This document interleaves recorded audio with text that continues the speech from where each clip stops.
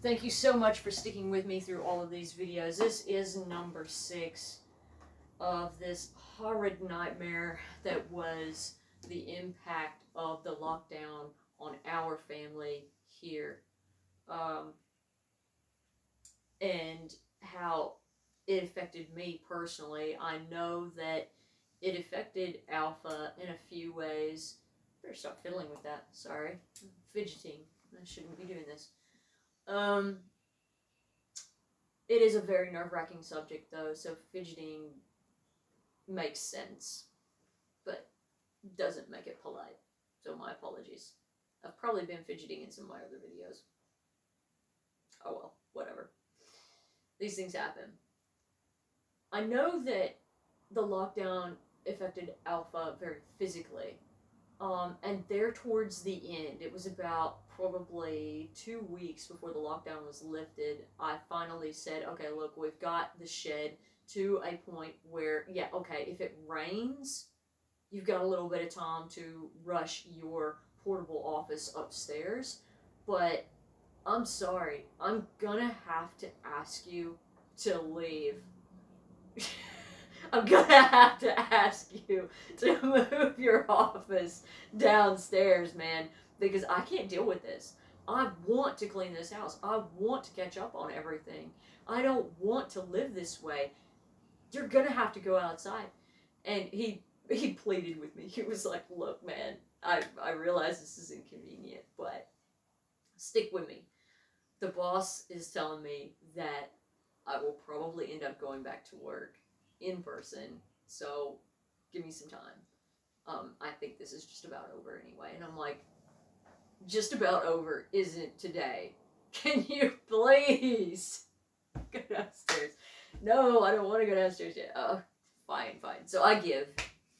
And he keeps his office upstairs for the next 2 weeks. He manages to push it for 2 weeks. And I'm like, one more week and you're going downstairs.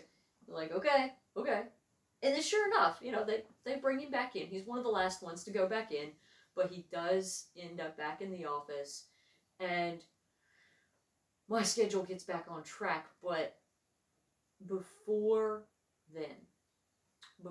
that positive feeling of, hey, I need you downstairs kicks in, and I'm getting my humor back about me, I end up depressed. I'm very disappointed in how the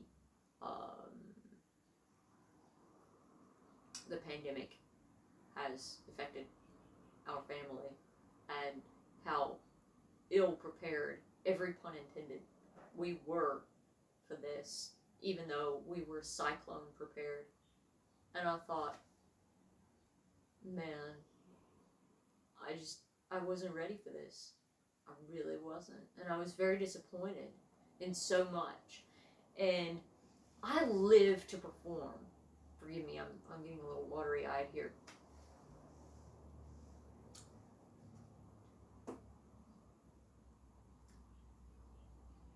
I said it was a sensitive subject.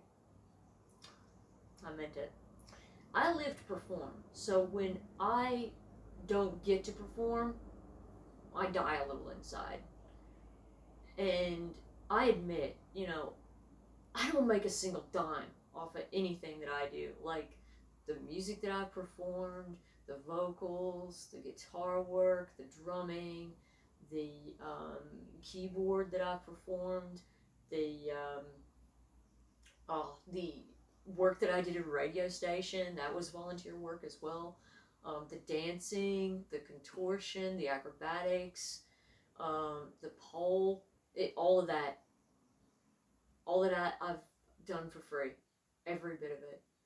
And, it's time that I started making a living off of these things. I've always wanted to make money off of it, but I never could find a way to do it because nobody wants to pay money to see these things. And that's a whole nother story in its own right, but that does have its own level of depression that it causes. But at least being able to get out and express myself as a performer is very, very important, and that makes me feel like I'm not so useless. But when nearly all of my performances got canceled, and I wasn't able to practice at home anything except maybe my flexibility and belly dance. I fell into a very dark place. And because of how poor the diet was, I wound up gaining weight in my midsection. And I have reached that point in my life now. I realize where I can now gain weight, yes, but it doesn't go where I want. It goes straight to my gut. And it covers up what little six-pack I have managed to achieve. It's like, oh, really? Ugh. So yeah, it finally hit. It took a while. It did finally come to me. Not that I ever wanted it. I remember when I was younger, I did actually want to gain weight. Mostly because these wrist bones just look nasty. But, yeah, I eventually got over it and I thought, you know what, I'm going to try to gain muscle instead. And that worked out really well. And then now I can gain weight and it goes to my stomach, not my wrists. And I'm thinking, damn. Never mind. But, you know, all of this said, I needed something to give. And, yeah, just one day I just looked around and ever since I had been sick, I started sleeping on the couch. And I didn't mind. You know, I didn't want to put any illnesses in any of the beds that were here because I thought, you know what, this is really, really bad. And I'm told that, you know, it's a sinus infection. And then, like, I was then informed that it was a rare strain of strep throat, and then it became a lower respiratory infection. And I don't know exactly what it was at the end of it all. I just know that, you know, my home remedies and prayer got me through, and I'm glad it did. But I wound up sleeping on the couch. It was the easiest place to disinfect. It was the easiest place to clean. I wasn't going to make anybody else sick. It was the most out-of-the-way place I could be, and yet still have basic facilities easily accessible because I was barely able to walk. So, you know, being back to that point where, you know, I can still, you know, pole dance and that kind of thing is really exciting because I was really scared there for a little while when I was ill back at the beginning of the year. And so when I started sleeping on the couch, I pretty much just stayed there because if Alpha caught something while he was out doing his managerial rounds, I wasn't going to be catching it. If for some reason me handling the groceries and various items that had come into the house meant that I caught something, he wasn't going to catch it. So I just kind of kept it to myself. He kept his contacts to himself, and it all worked out. And so, as I say, you know, neither of us caught anything during the lockdown, so I reckon we did a good job. I made sure that he had plenty of sanitizers and that sort of thing with him at work. His work said, look, these are the things we want you to make sure you do, so I made sure he had what he needed for that.